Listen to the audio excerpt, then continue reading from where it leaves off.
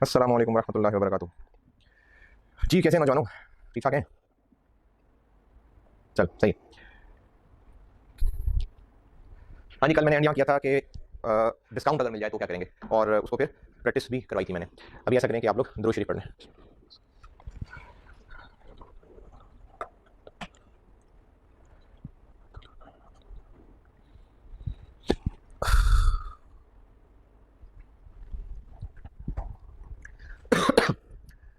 अच्छा, कल हम लोग यहाँ तक पढ़ चुके कि अगर हम डिसीजन करना चाहते हैं ऑर्डर साइज के बारे में, थोड़ी सी समरी पर बता देता हूँ। हमने इस चैप्टर में इन्वेंटरी मैनेजमेंट में दो हिस्से मैंने बांटे थे। एक हिस्सा ये बांटा था कि ऑर्डर साइज क्या रखें, ऑर्डर क्वांटिटी, यानी एक वक्त में जब सप्लायर को ऑर्डर करें तो कितना ऑर्डर करें। इसमें मैंने आपको कॉन्टेक्स्ट ये बताया था कि हम किसी साल के शुरू में खड़े हैं, प्लानिंग कर रहे हैं, और हम प्लानिंग करते हुए ये देखना चाह रहे हैं कि हमने अगले साल में, यानी जिस साल की प्लानिंग कर रहे हैं, टोटल कितने यूनिट्स मंगवाने हैं ये हमें पता है। इसको एनुअल डिमांड कहते हैं। टोटल हमने कितने यूनिट्स खरीद रहे हैं, परचेज, इसको एनुअल डिमांड कहते हैं। तो हम इस वक्त ये फैसला करने लगे हैं कि एक वक्त में कितने यूनिट्स मंगवाएं। जो भी फैसला कर लेंगे उसको फिर एज अ पॉलिसी पूरे साल पे अप्लाई करेंगे। क्योंकि डिसीजन मेकिंग है, तो डिसीजन मेकिंग में अर्ज ये की थी कि हम लोग फैसला किया करेंगे रेलेवेंट आइटम्स की बेस पे। रेलेवेंट की पहचान ये बताई थी कि एक तो डिसीजन हो रहा है किसी एक टाइम फ्रेम में, किसी एक टाइम के कॉन्टेक्स्ट में, जो नॉर्मली ईयर होता है। रेलेवेंट आइटम्स वो हैं जिनका total for that year, total जो मर्जी ऑप्शन हो, जिनका टोटल फॉर दैट ईयर यानी कि सेम आए, वो इररेलेवेंट है। लेकिन जिनका total for the year very करे, ऑप्शन 1 में कुछ और आए, ऑप्शन 2 में कुछ और आए, वो रेलेवेंट है। 3-4 साल प्रैक्टिस किए। इन 4-5 सवालों में आपके जहन में शायद कोई फ्लो, कोई स्ट्रक्चर बनाओ। एक दो टिप्स बताता हूं, शायद आपको काम की लगे। वो ऑर्डर कॉस्ट जो पर यूनिट दी हुई है वो रेलेवेंट नहीं होती। वो ऑर्डर कॉस्ट रेलेवेंट है जो पर ऑर्डर है।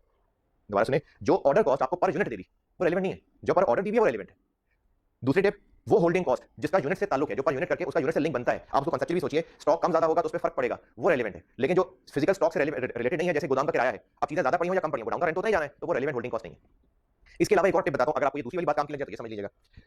मैंने आपको पहचान ये बताई थी कि जिस आइटम का total for the year same रहेगा, चाहे जो मर्जी ऑर्डर साइज रखें, वो रेलेवेंट है कि इररेलेवेंट है। वो आइटम जिसका total for the year same रहेगा, चाहे जो मर्जी ऑर्डर साइज हो, वो इररेलेवेंट है। इसके लिए मैंने आपको एक दो टिप्स बताई कि वो ऑर्डर कॉस्ट जो पर यूनिट दी हुई है वो इररेलेवेंट है, वो ऑर्डर कॉस्ट जो पर ऑर्डर दी हुई है वो रेलेवेंट है। फिर एक और टिप बताई कि होल्डिंग कॉस्ट जो पर यूनिट दी है, जिसका यूनिट से ताल्लुक बनता है, वो रेलेवेंट है। इसके अलावा आपको एक और पहचान भी बताता हूं, बल्कि रहने पहले थोड़ी प्रैक्टिस और करने पे बताऊं ताकि थोड़ा सा और सामने पिक्चर आ जाए। इस डिसीजन मेकिंग में मैंने आपको शुरू बात यहां से की थी कि नॉर्मली इसमें हमें गिवन ऑप्शंस में से चूज करना पड़ेगा। फिर मैंने इसमें एक सिनेरियो ये बनाया था कि सप्लायर ने डिस्काउंट ऑफर कोई नहीं की हुई, जितने मर्जी खरीदे purchase cost per unit same रहेगी। दूसरा केस ये बनाया था कि सप्लायर ने डिस्काउंट का लालच दिया है। अब हूं मैं इसी टॉपिक में क्या पढ़ रहे हैं, ऑर्डर साइज डिसाइड करें कि ऑर्डर साइज क्या रखना है। मैं इसी टॉपिक में हूं। इसी टॉपिक में एक सब टॉपिक है, पहले समझ नहीं होता क्या, फिर आपको मकसद पता चलेगा कि हम ये क्यों पढ़ रहे हैं। इकोनॉमिक ऑर्डर क्वांटिटी, इसको प्यार से ईओक्यू कहते हैं। ईओक्यू, ये मैं इस चैप्टर के जो दो हिस्से बांटे थे ना, एक हिस्सा मैंने लिखा था डिसीजंस रिगार्डिंग ऑर्डर साइज और एक था इन्वेंटरी लेवल। ये मैं अभी वही हूं, अभी मैं पार्ट ए पे हूं। ये अभी हम ऑर्डर साइज की ही बात कर रहे हैं। देखें इकोनॉमिक ऑर्डर क्वांटिटी लिखा हुआ है, तो ये वही टॉपिक चल रहा है अभी। बस एक सब टॉपिक आ गया इकोनॉमिक ऑर्डर क्वांटिटी। ये क्या चीज है, ये क्या बला है, ये सीखते हैं। इसका फार्मूला देखते हैं।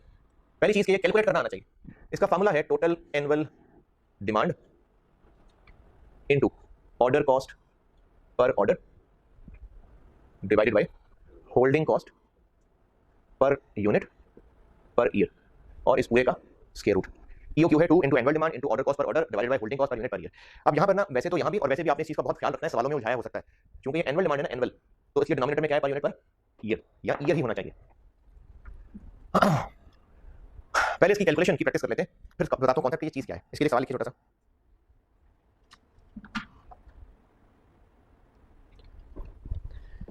एनुअल डिमांड है 108,000, 1,08,000 यूनिट्स। 108,000 ये एनुअल डिमांड बताइए। ऑर्डर कॉस्ट 5,000 पर ऑर्डर, 5,000 रुपए पर ऑर्डर। होल्डिंग कॉस्ट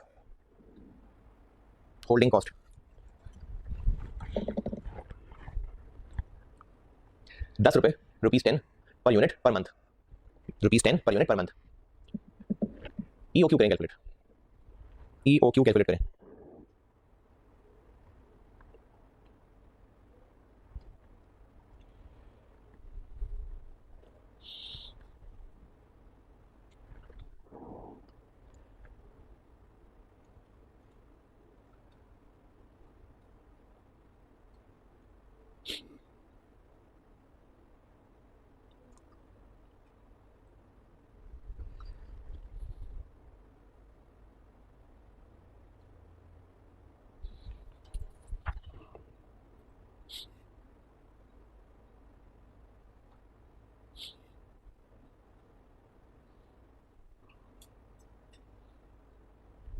हाँ जी, कितना गया, 3,000।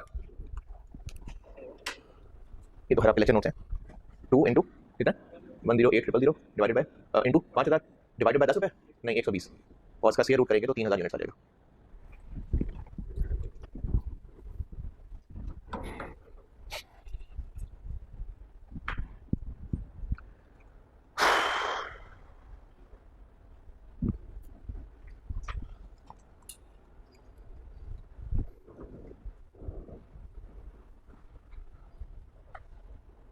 हाँ जी 3000 यूनिट्स ओके।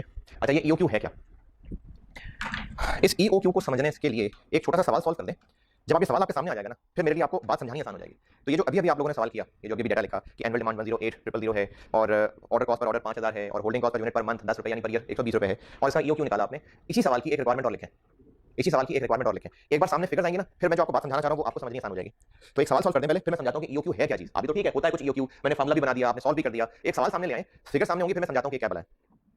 तो ये जो अभी सवाल किया, इसी की एक रिक्वायरमेंट और लिख लें। Which of the following order sizes, which of the following order sizes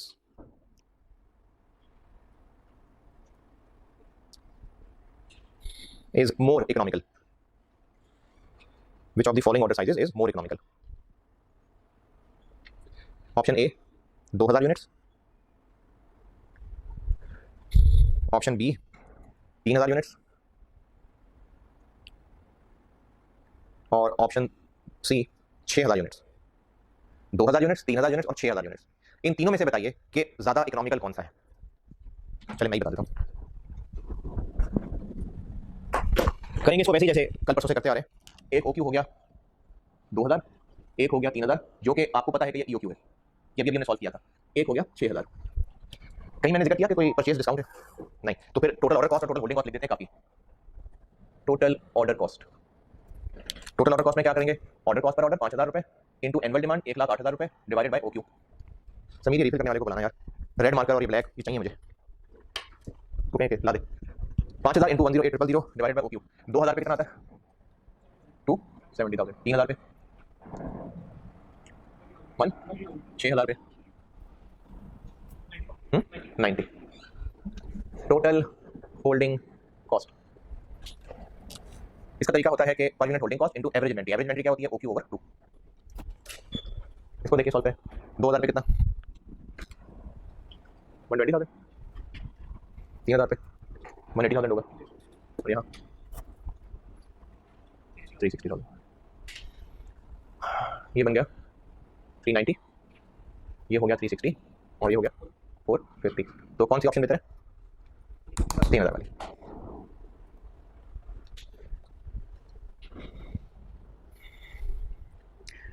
इसको नोट करने पर आगे बात करता हूँ।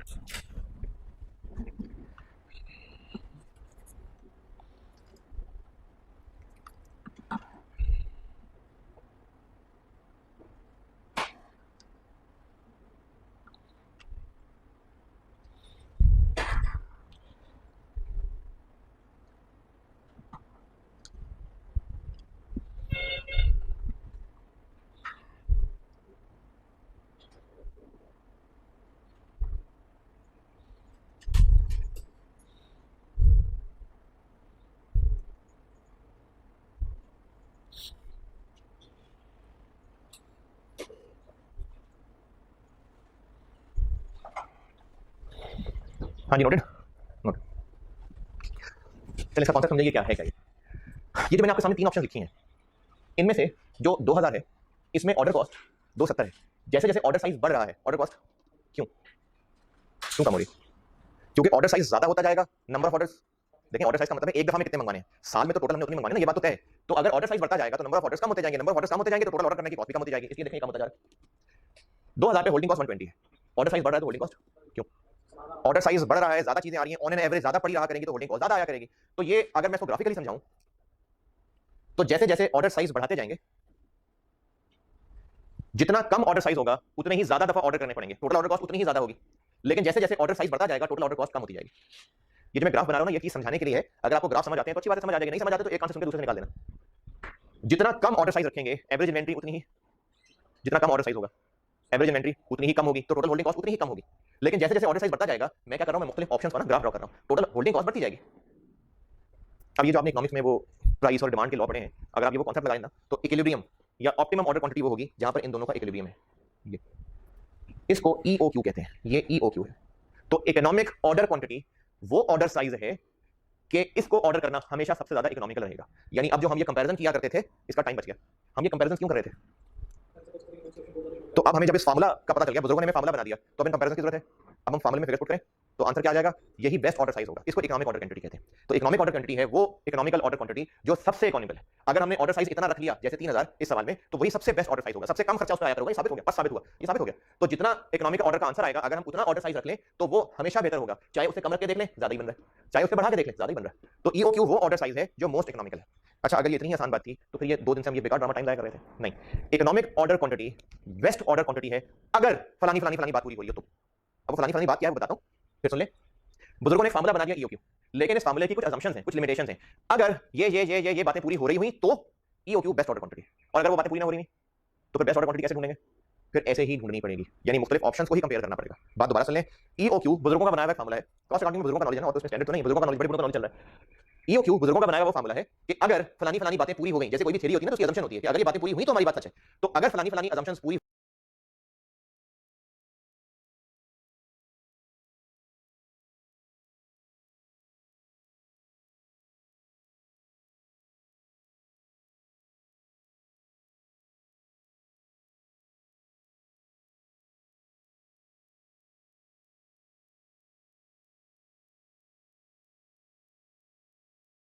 हो गई तो EOQ most economical order quantity है, क्योंकि इस पे टोटल कॉस्ट लोएस्ट आएगी। और इसकी देखें इकोनॉमिक्स से जो समझाइए, अगर ये ऑर्डर साइज रखा तो इस ऑर्डर साइज पे टोटल ऑर्डर कॉस्ट और टोटल होल्डिंग कॉस्ट बराबर होंगे, ये बराबर, ये इक्विलिब्रियम का पॉइंट।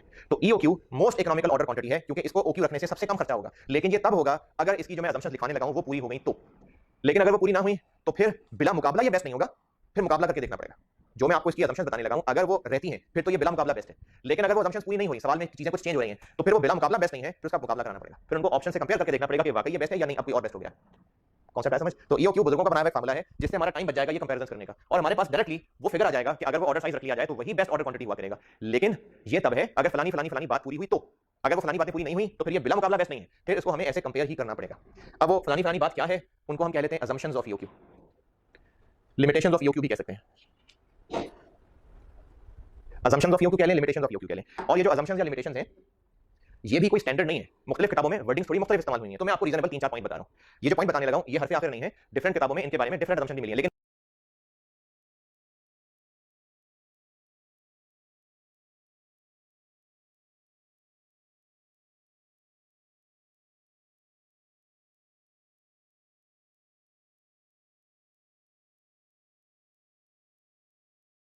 मोर और लेस एक ही होती हैं। तो मैं आपको 3-4 असम्पशंस बता देता हूं। ये आपसे थ्योरेटिकली भी रटे वाला भी पूछा जा सकता है, आपको 2 नंबर का सवाल पूछा जा सकता है 3 नंबर का, कि ईओक्यू की लिमिटेशंस डिस्कस करने, तो ये 3-4 पॉइंट लिख देना। लिखिए नंबर 1।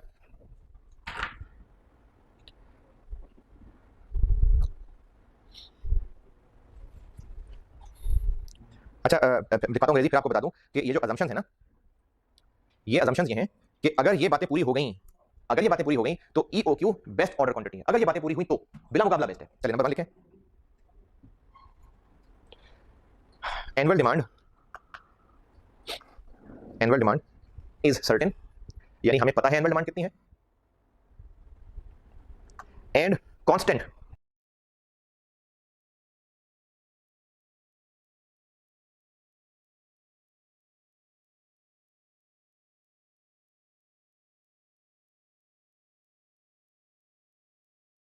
कितनी है, and constant, annual demand is certain and constant throughout the period. Constant throughout the period से मुराद ये है कि अगर हमने एनुअली सोचा है कि 2,40,000 यूनिट्स हम खरीदेंगे, तो ये हमारी एनुअल डिमांड हो गई। लेकिन इनमें कोई सीजनल फैक्टर नहीं है। सीजनल फैक्टर से मुराद ये है कि ऐसा नहीं है कि ये 2,40,000 में से आधे तो हम 2 महीनों सर्दियों में मंगवा लेंगे, ऐसा नहीं है। 2,40,000 यूनिट्स अगर साल में चाहिए तो हमें हर महीने 20,000 यूनिट्स चाहिए, ये मुराद है constant throughout the period से। तो एनुअल डिमांड इज सर्टेन, यानी पता है कितनी है, और constant throughout the period, हर महीने बराबर है, ये मतलब इस बात का। नेक्स्ट लिखें।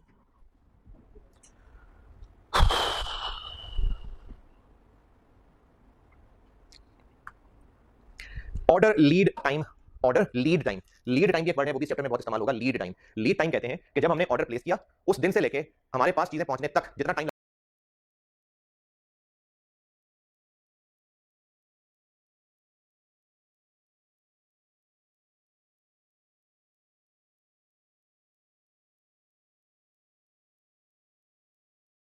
में बहुत इस्तेमाल होगा लीड टाइम। लीड टाइम कहते हैं कि जब हमने ऑर्डर प्लेस किया उस दिन से लेके हमारे पास चीजें पहुंचने तक जितना टाइम लगना है उसको लीड टाइम कहते हैं। यानी हमने सप्लायर को ऑर्डर प्लेस कर दिया कि 500 यूनिट चाहिए, अब इस बात के 10 दिन बाद जाके चीजें हम तक पहुंच रही हैं तो इसको लीड टाइम कहते हैं।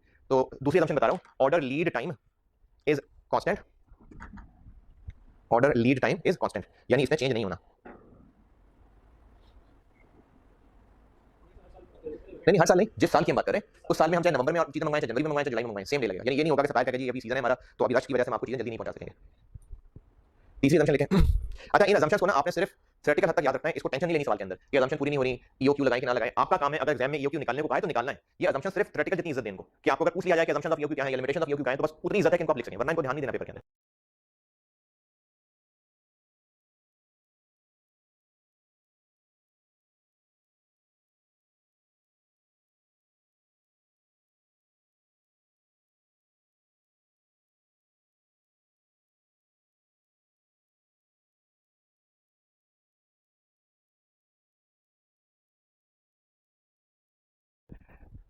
कितने पॉइंट तीसरा लिखा जी।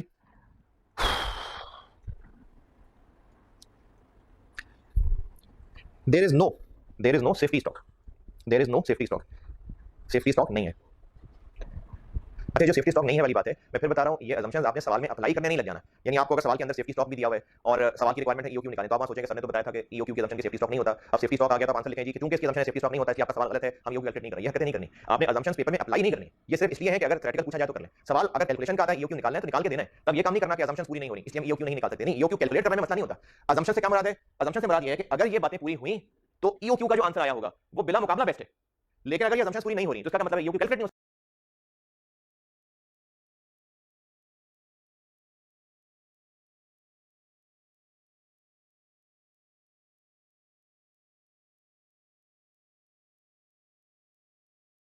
नहीं, इसका मतलब है कि ईओक्यू कैलकुलेट हो सकता है, जो ईओक्यू निकला होगा वो बिला मुकाबला बेस्ट नहीं होगा, उसका मुकाबला करके देखना पड़ेगा। ये सिग्निफिकेंस है असम्पशंस की। तो चौथा पॉइंट क्या बताया? ये सेफ्टी स्टॉक नहीं है। चौथा नहीं था, अच्छा तीसरा था। चलो चौथा लिखें, no price changes are expected. और मैं यहां पर सिर्फ परचेस कॉस्ट की बात नहीं कर रहा, कोई खर्चा चेंज नहीं होगा। ऑर्डर कॉस्ट में भी कोई चेंज नहीं आएगी, होल्डिंग कॉस्ट में भी कोई चेंज नहीं आनी, परचेस कॉस्ट में तो ऐसी कोई चेंज नहीं आनी। तो no price changes are expected. Prices में चेंज नहीं होना, ना ही ऑर्डर कॉस्ट में चेंज होना है, ना ही होल्डिंग कॉस्ट में चेंज होना है, ना ही परचेस कॉस्ट में चेंज होना है। ये असम्पशन है। सवाल में आपको इनके खिलाफ बातें मिल सकती हैं, तो असम्पशन पूरी ना होने का मतलब ये नहीं कि आप ईओक्यू निकालने से इनकार कर देंगे, मैं इनकी ईओक्यू नहीं निकाला क्योंकि असम्पशन पूरी नहीं हो रही। असम्पशन अगर पूरी नहीं होगी तो सिर्फ इतना फर्क पड़ेगा कि ईओक्यू का जो आंसर निकला होगा वो बिला मुकाबला बेस्ट नहीं होगा। फिर देखना पड़ेगा सवाल वाला क्या कह रहा है। ईओक्यू कैलकुलेट करना होगा आपने अगर पूछा जा रहा है तो। चलिए इसकी असम्पशन काफी है। ईओक्यू के बारे में आपको मैंने कॉन्सेप्ट ये बताया है कि ईओक्यू वो ऑर्डर क्वांटिटी है जो बेस्ट है। अगर फलानी फलानी असम्पशन पूरी हुई तो साबित करके देखिए। यहां से आपको एक कैरेक्टरिस्टिक बता रहा हूं ईओक्यू के जो सामने मौजूद है, लेकिन इसको दोबारा से लिखवा देता हूं। ये आपको रिवर्स वर्किंग या मिसिंग फिगर निकालने में काम आ सकती है। जो आप कैरेक्टरिस्टिक बताने लगा हूं ये आपको मिसिंग फिगर निकालने अगर सवाल में कहीं पड़ती है ना, है पास पेपर के सवाल, तो ये काम आ जाएगा। आलो के मैंने सामने ये दो दफा लिख के दिखाई हुई चीज, लेकिन फिर भी मैं अलग से फिर से बता देता हूं। वो क्या? ईओक्यू की कैरेक्टरिस्टिक याद रख लें, ये आपको काम आ सकती है। If there is no safety stock then at EOQ total order cost is equal to total holding cost. ये ईओक्यू की एक कैरेक्टरिस्टिक है और ये कोई नई बात नहीं की है, मैंने दो दफा पहले ये बात बता दी है। क्या एक बात यहाँ ये देखिए ये बात की है, ईओक्यू वो साइज है जहां पर ये दोनों बराबर है, यहाँ भी दिखाया हुआ है ईओक्यू पे दोनों बराबर है। बस ये बात अंग्रेजी में लिख के बता दी, लेकिन अलग से ये बताइए ताकि आपको इसकी इंपॉर्टेंस का अंदाजा हो जाए। ये जिन सवालों में कहीं हम देखेंगे मिसिंग फिगर निकालनी होगी, वहां पर ये एक टिप के तौर पे, एक हिंट के तौर पे काम आ जाएगी बात कि अगर ईओक्यू फॉलो हो रहा है और सेफ्टी स्टॉक नहीं है तो फिर टोटल होल्डिंग कॉस्ट और टोटल ऑर्डर कॉस्ट बराबर होती है। ये ईओक्यू की कैरेक्टरिस्टिक है। ईओक्यू की करते हैं जी प्रैक्टिस। क्या सेम रहेगा?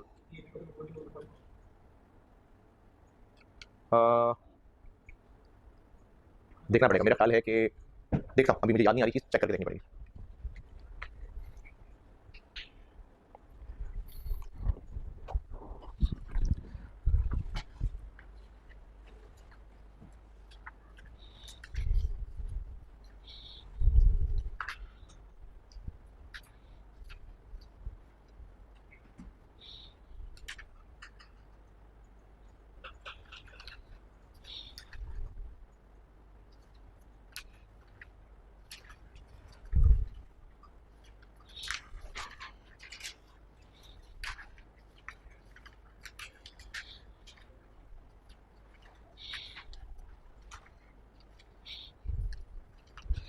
पेज 67 पे आइएगा, page 67 question number 7, page 67 question number 7।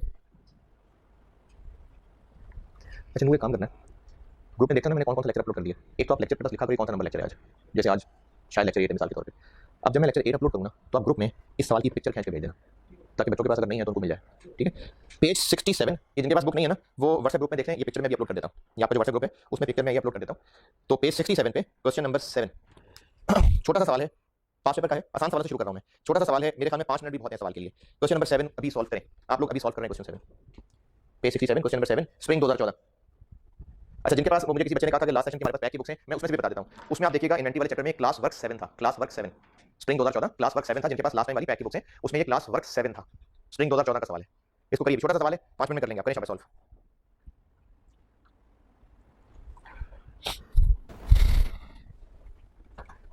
Question number 7 का पार्ट बी अभी सॉल्व करिए। और जिन लोगों के पास लास्ट टाइम वाली पैक की बुक है, मैं कोशिश करूंगा कि आपको जब भी सॉल्व कहा करूंगा तो साथ, क्योंकि कुछ बच्चे लास्ट टाइम जो पैक में थे तो मैं उनको पैक वाली बुक का भी रेफरेंस बता दिया करूंगा। तो उसमें ये क्लास वर्क 7 था, स्प्रिंग 14।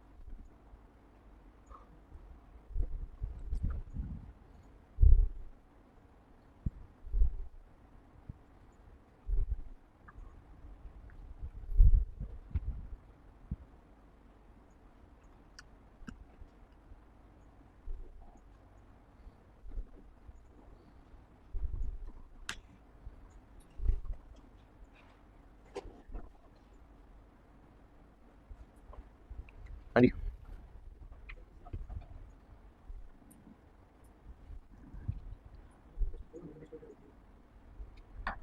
बस और मसला नहीं।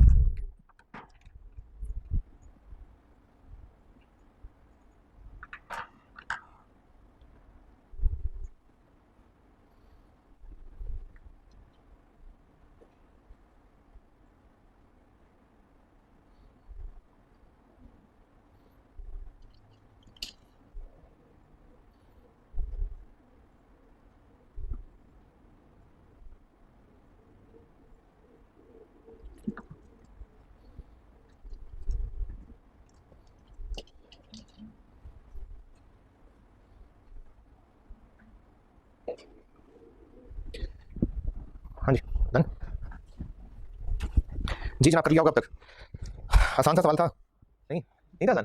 अच्छा यार, एनुअल प्रोडक्शन बताइए, प्रोडक्शन ऑफ अ प्रोडक्ट, जबकि हम उस प्रोडक्ट को बनाते हैं और उसके लिए एक मटेरियल इस्तेमाल होता है वाई, और वाई खरीदते हैं हम।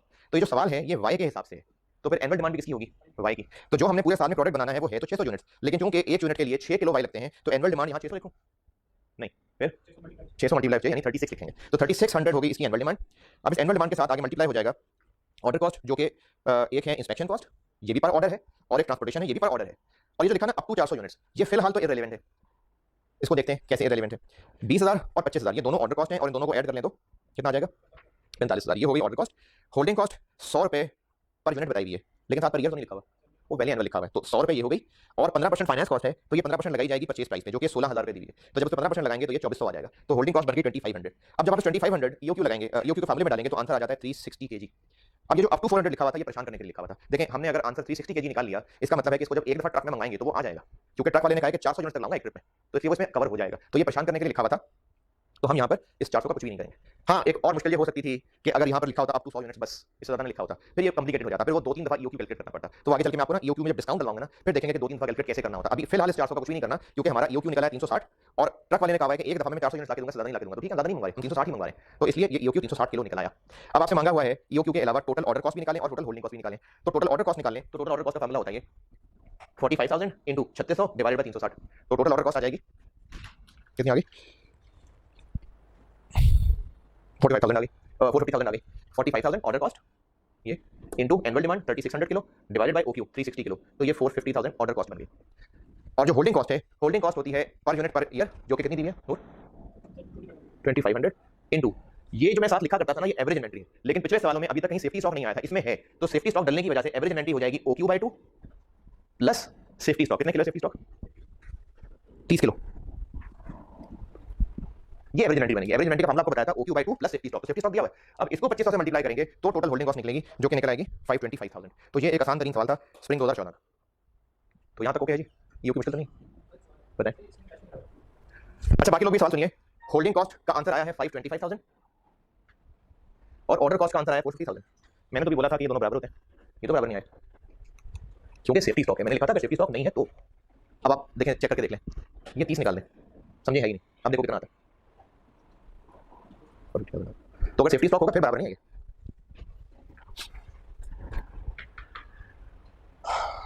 अच्छा ईओक्यू में ये जो फार्मूला है, ये जो फार्मूला सामने लिखा हुआ है, अगर जानना चाहें, अगर आपको शौक हो तो मैं आपको इस फार्मूले की रीजन बता देता हूं कि फार्मूला बना कैसे है, अगर शौक हो तो। अगर नहीं तो आंखें कान बंद कर लेना, क्योंकि कान ही बंद करना आपको पता चलेगा लेक्चर कहां से कान निकल गया। मैं आपको ईओक्यू का फार्मूला ड्राइव करके दे रहा हूं ऐसी नॉलेज के लिए, मुझे बड़ा शौक है इस तरह सोचने का कि ये फार्मूला बना कैसे है। तो जो मुझे लगता है आपके लेवल की बातें हैं वो आप लोगों से शेयर कर लिया करूंगा, अगर आपको काम की लगे तो खुश हो जाया करना, अगर नहीं काम की लगे तो इग्नोर कर देना। तो मैं आपको सिर्फ नॉलेज के लिए बता रहा हूं, सिर्फ ऐसी दिल के सुकून के लिए कि ये जो फार्मूला बना है ये कैसे बना है फार्मूला, ऐसे ही बस नॉलेज के लिए बता रहा हूं। यहां पर मैंने एक कैरेक्टरिस्टिक लिखी है ईओक्यू की कि अगर ईओक्यू फॉलो हो और सेफ्टी स्टॉक ना हो तो टोटल होल्डिंग कॉस्ट और ऑर्डर कॉस्ट बराबर होगी। इसी से आगे चलते हैं। टोटल ऑर्डर कॉस्ट का मामला क्या होता है, order cost per order into annual demand over OQ, और चूंकि हम ईओक्यू फॉलो कर रहे हैं तो डिवाइडेड बाय ईओक्यू।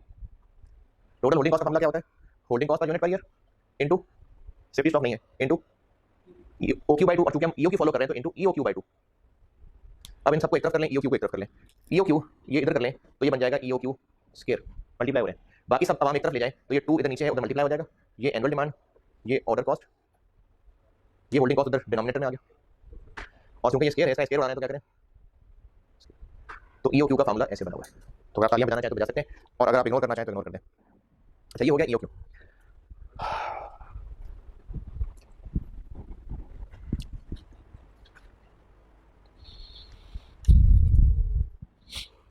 ईओक्यू का एक और सवाल करते हैं। अब इस ईओक्यू के सवाल में मैं डिस्काउंट भी मिक्स करने लगा, और उस डिस्काउंट की मिक्सिंग से पहले आप कुछ टिप्स कुछ नोट्स लिख लें। जैसे मैंने पहले भी बताया था कि मेरी कोशिश होगी कि आपको लेक्चर नोट्स के अंदर सारी चीजें जो सिखा रहा हूं वो लिखवाऊं, ताकि आप जब एग्जाम की तैयारी करें। तो ये मेरी कोशिश है कि बहुत स्ट्रक्चर्ड पढ़ाऊं, हर टॉपिक को बहुत स्ट्रक्चर तरीके से पढ़ाऊं, यानी पूरे नोट्स का एक फ्लो हो कि हम क्या कर रहे हैं, और जो आपको एक्स्ट्रा बातें बताऊं वो टिप्स कह के, नोट्स कह के, नसीहतें कह के वो लिखवाया करूं। तो ईओक्यू की कैलकुलेशन के लिए कुछ नोट्स लिख लें, इनको आप टिप्स कह लें, नसीहतें कह लें, मैं कभी कभी टिप्स कह दूंगा, कभी नोट्स कह दूंगा, कभी नसीहतें कह दूंगा, लेकिन आपने इनको बड़ा वाजे करके लिखना है कि जब आप पेजेस पलट के जा रहे हो तो वो उठ के 12 भी पढ़ो, तो आपने अच्छे नोट्स बनाने।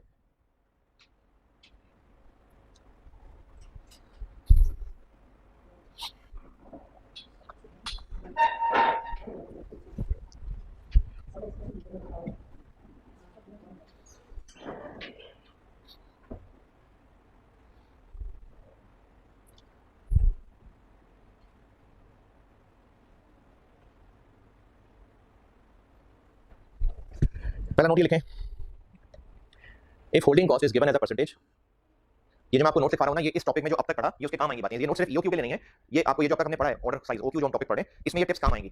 दो तीन अभी बता दूंगा, इस तरह दो तीन कल और बता दूंगा, तो आपने सारे नोट्स अच्छी तरह स्टार लगा के जैसे भी वाजे करके नोट करने आपने सारे, ये एग्जाम के लिए काम आएंगी बातें आपको। सबसे पहली बात ये लिखिए कि if holding cost is given as a percentage, अच्छा होल्डिंग कॉस्ट में एज अ क्लास कह रहा हूं, इसमें इंटरेस्ट भी आ गया। अगर आपको इंटरेस्ट एक परसेंटेज के तौर पे दी हुई है, इसी तरह से अगर आपको इंश्योरेंस कॉस्ट परसेंटेज के तौर पे दी हुई है, तो जो भी होल्डिंग कॉस्ट अगर परसेंटेज के तौर पे दी है वो बता रहा हूं। If holding cost is given as a percentage, then apply this percentage, then apply this percentage to apply this percentage to relevant या respective कह लें purchase cost of each option, respective purchase cost of each option. ये मैंने वो बात अब अंग्रेजी में लिखाई है जो कल सवाल में की भी थी। कल वाला सवाल अगर याद हो ज्वाइन पे किया था मैंने डिस्काउंट वाला, उसमें एक में मैंने डिस्काउंट लगाया था, इंटरेस्ट लगाया था 150 रुपए पे, और एक में मैंने इंटरेस्ट लगाया था 144 रुपए पे। ये कल वाले सवाल में किया था, तो वही बात मैंने अंग्रेजी में लिखा दी है कि अगर आपको होल्डिंग कॉस्ट परसेंटेज में दी हुई है तो आपने वो परचेज कॉस्ट में मल्टीप्लाई करनी है, और अगर डिफरेंट ऑप्शंस की परचेज प्राइसेस डिफरेंट है तो फिर हर एक पे अलग अलग करनी है, जैसे कल सवाल में किया था। तो मैंने कंप्रिहेंसिव करके अंग्रेजी में पॉइंट लिखा दिया। तो एक तो ये नोट हो गया। अगली बात लिखें,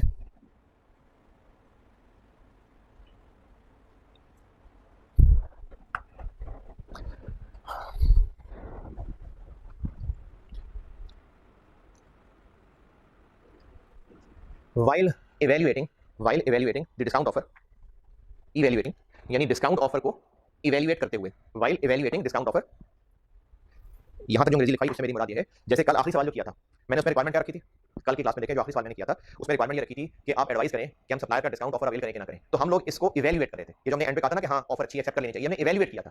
अगर तो डिस्काउंट में फायदा नजर आ रहा होता तो हाँ कर देते, डिस्काउंट में नुकसान नजर आ रहा होता तो ना कर देते। तो ये फैसला हाँ या ना का इवेल्युएशन कहलाता है कि हम डिस्काउंट ऑफर की इवेल्युएशन कर रहे हैं। तो व्हाइल इवेल्युएटिंग डिस्काउंट ऑफर, कल वाले सवाल में क्या किया था, कैसे डिस्काउंट ऑफर को इवेल्युएट किया था, डिस्काउंट एक्सेप्ट करें कि ना करें, कैसे इवेल्युएट किया था, किन दोनों को, वो कौन कौन सी थी, नहीं ये क्या था 1000 4000, हाँ एक हमारी करंट ऑर्डर पॉलिसी थी और एक डिस्काउंट वाली पॉलिसी थी। तो अगर आपको सवाल होता है डिस्काउंट ऑफर का, क्या बताएं डिस्काउंट अवेल करें या ना करें, और करंट ऑर्डर पॉलिसी क्या है नहीं बताई हुई, तो फिर हम समझेंगे कि ईओक्यू ही करंट ऑर्डर पॉलिसी थी। लिख लें इसकी अंग्रेजी, while evaluating discount offer if current order policy is not mentioned, if current order policy is mentioned then EOQ is considered as current policy. जब हम डिस्काउंट ऑफर को इवैल्यूएट कर रहे होंगे, जैसे कल वाला सवाल था और आपको नहीं बताया कि जो कंपनी की अभी एग्जिस्टिंग पॉलिसी है वो क्या, ये नहीं बताया, तो फिर ईओक्यू ही कंपनी की पॉलिसी, यानी हम ईओक्यू वर्सेस डिस्काउंट कर रहे होंगे।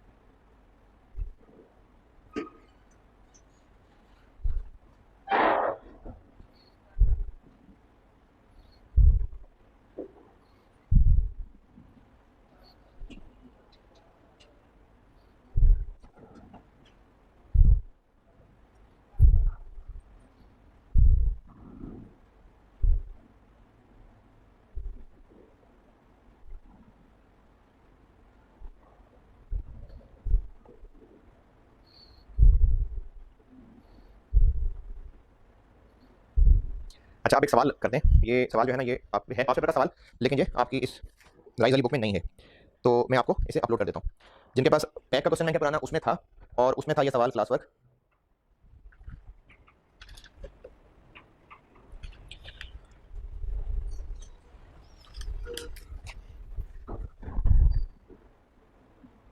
उसमें ये वाले क्लास वर्क 8 होगा, आप उसमें देखिएगा पैक वाली में क्लास वर्क 8।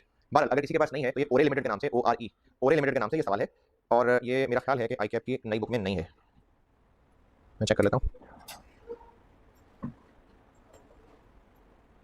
हाँ जी आई कैप की नई बुक में नहीं है। जिनके पास आई कैप का पुराना क्वेश्चन बैंक है जो बड़ी पुरानी चले आ रही है कॉस्ट अकाउंटिंग में, उसमें ये 2.8 होता था, आई कैप का क्वेश्चन है 2.8, बल्कि नए में मिल गया जी मुझे, ये फाइंड पे लगाया था मिल गया, ये आई कैप के नए क्वेश्चन बैंक में भी है ये, ठीक है मुझे सॉफ्ट कॉपी लगाने की जरूरत नहीं है। ये है पेज 20 पे, पेज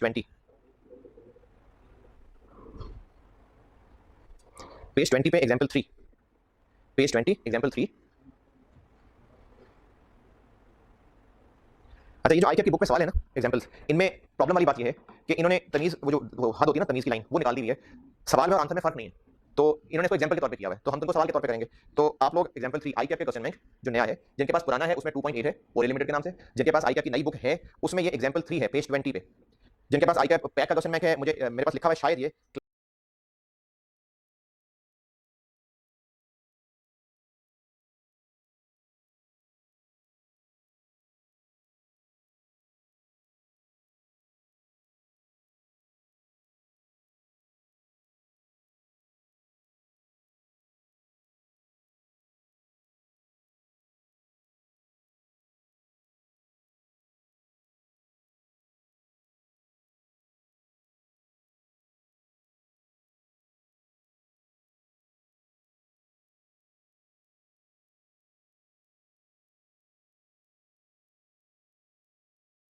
क्लास वर्क 8 होगा, स्प्रिंग 12 का सवाल था, क्लास वर्क 8। बहरहाल ओरियल लिमिटेड के नाम से सवाल है, इतने सारे रेफरेंस बता दिए मैंने। पुराना आई कैप क्वेश्चन बैंक 2.8 है, नया आई कैप की बुक उसमें पेज 20 पे एग्जांपल 3 है ओरियल लिमिटेड ओआरई लिमिटेड, और जिनके पास पैक का क्वेश्चन बैंक है उसमें ये शायद क्लास वर्क 8 था। अब इससे ज्यादा पहचान में क्या बताऊं आपको, इस सवाल पे आ जाइए, ये भी मैं बोर्ड पे करता हूं।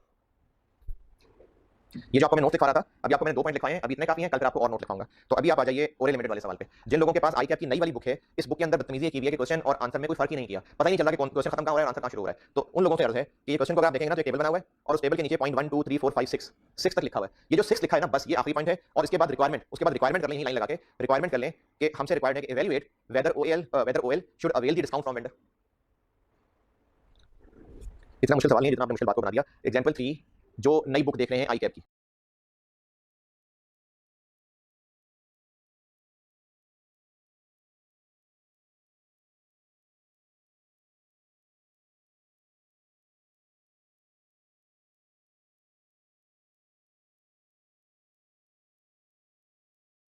प्राइस की बुक में सवाल नहीं है। जो नई बुक आई कैप की देख रहे हैं उसमें पेज 20 पे एग्जांपल 3 है ओरियल लिमिटेड के नाम से, इसमें टेबल के नीचे जो अदर इन्फॉर्मेशन है पॉइंट 1 2 3 4 5 6, बस ये 6 पॉइंट आखिरी है। इसके बाद जो नजर आ रहा है आपको सॉल्यूशन, इसको इग्नोर कर दें, इसको छोड़ दें।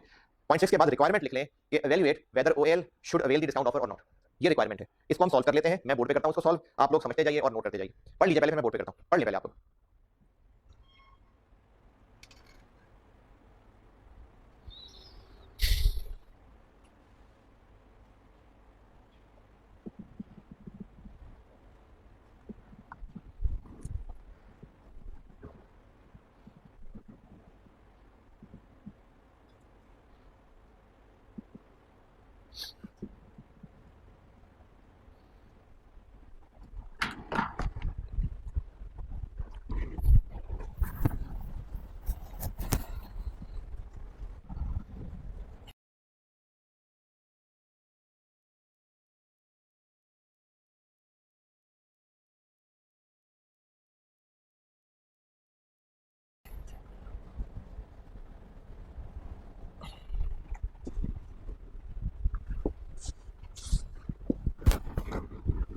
हाँ जी, पढ़ लिया तो शुरू करें।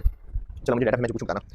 हमने डिस्काउंट ऑफर को इवैल्यूएट करना है, तो हमें मुकाबला करना है कि डिस्काउंट ऑफर पे जाएं या वही रहें जो अभी थे। अभी हम क्या कर रहे थे, बताया कि अभी हमारी ऑर्डर पॉलिसी क्या है, तो फिर ईओक्यू होगी। तो हम लोग ईओक्यू वर्सेस डिस्काउंट ऑफर कितनी है, 5000 5000, हाँ, और ईओक्यू पता नहीं, निकाल लेते हैं, ईओक्यू निकाल लेते हैं। ईओक्यू निकालने के लिए हमें ऑर्डर कॉस्ट भी निकालनी पड़ेगी।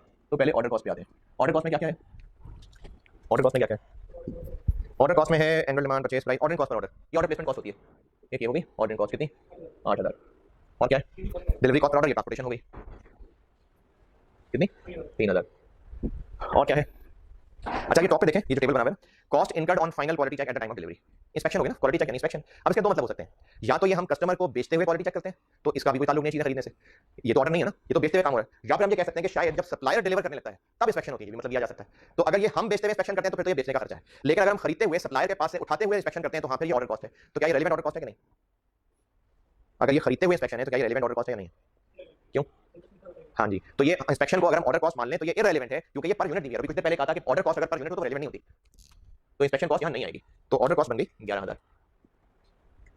होल्डिंग कॉस्ट, होल्डिंग कॉस्ट ये काम मैं जो करने लगा हूँ, ये आपको कल बता चुका हूँ। होल्डिंग कॉस्ट दो निकालेंगे हम, ईओक्यू के लिए अलग, यानी करंट के लिए अलग, और डिस्काउंट ऑफर के लिए अलग। क्यों दो निकालनी पड़ेंगे, क्योंकि आपको इंटरेस्ट कॉस्ट दी हुई है। ये जो रिटर्न ऑन इन्वेस्टमेंट है ना, ये भी इंटरेस्ट कॉस्ट है। मैंने पहले दिन जो नाम लिखे थे ना चैप्टर के पहले दिन कि किन किन नामों से मिल सकता है, तो उनमें शायद रेट ऑफ रिटर्न भी लिखा था मैंने। तो 15% इंटरेस्ट कॉस्ट है। अब इस 15% को लगाना किस पे, परचेस कॉस्ट पे, तो वो इन दोनों में अलग अलग होगी, वही जो कल सवाल में काम किया था। तो होल्डिंग कॉस्ट क्या क्या है, होल्डिंग कॉस्ट है जी स्टोरेज कॉस्ट। अब इसने कह दिया ना बेस्ड ऑन एवरेज इन्वेंटरी, यानी एवरेज इन्वेंटरी से लिंक्ड है, तो हाँ ये रेलेवेंट है। स्टोरेज कॉस्ट कितनी है, 80, यहाँ भी और यहाँ भी। इसी तरह इंश्योरेंस के साथ भी उसने कह दिया कि ये एवरेज इन्वेंटरी से लिंक्ड है, तो बस ठीक है, रेलेवेंट है। कितनी? 60 और 60। स्टोर कीपर की सैलरी बेशक ये पर यूनिट करके दी हुई है, पर यूनिट कैसे करके दी हुई है? कैलकुलेटर पे कैलकुलेट कर दी होगी, कैलकुलेटर थोड़ी मार करेगा क्या कर रहे हो, उसने तो पर यूनिट कर दी। लेकिन स्टोर कीपर की सैलरी, इसका कोई ताल्लुक है एवरेज इन्वेंटरी से? स्टोर कीपर की सैलरी, तो फिर ये रेलेवेंट नहीं है। तो ये स्टोर कीपर की सैलरी रेलेवेंट नहीं है। हाँ, आगे है इंटरेस्ट, ये रेलेवेंट है, और इंटरेस्ट लगाएंगे हम लोग परचेज कॉस्ट के ऊपर। और अभी इस वक्त हमारा एक यूनिट कितने का होता है? 900 रुपए का। और अगर डिस्काउंट ले लेंगे तो कितने का मिलेगा? 800। इतना नहीं, डिस्काउंट नहीं है, 3% डिस्काउंट है, 873।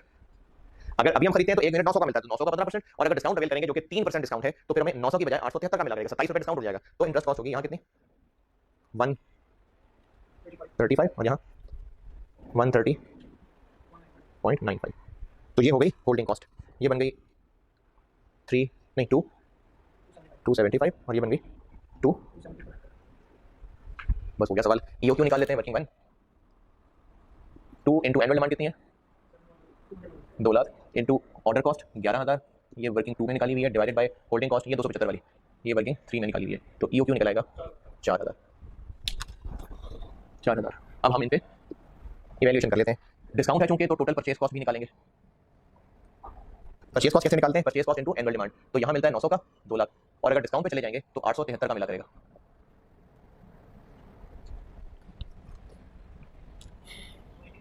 $180 मिलियन और 174 total order cost. Order cost कैसे निकालते हैं? 11,000 into annual demand over OQ. तो 4,000 से डिवाइड करें तो क्या आंसर आता है? 550,000, और 5 से डिवाइड करें तो 440, और टोटल होल्डिंग कॉस्ट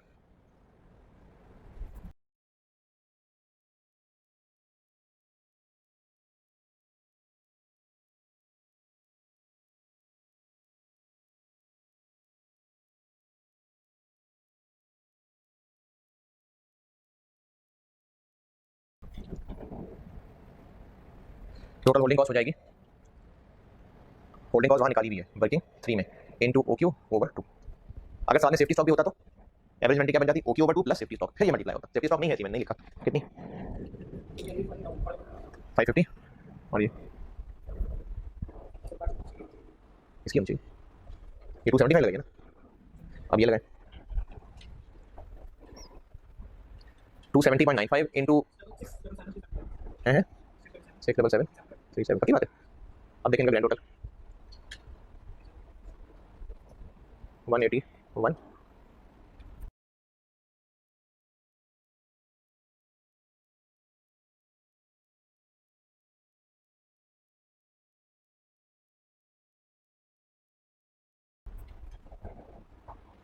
और ये 17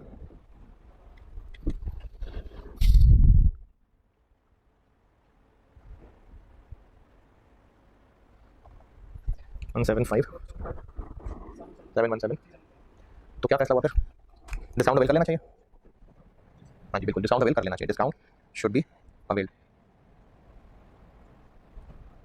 डिस्काउंट शुड बी अवेल।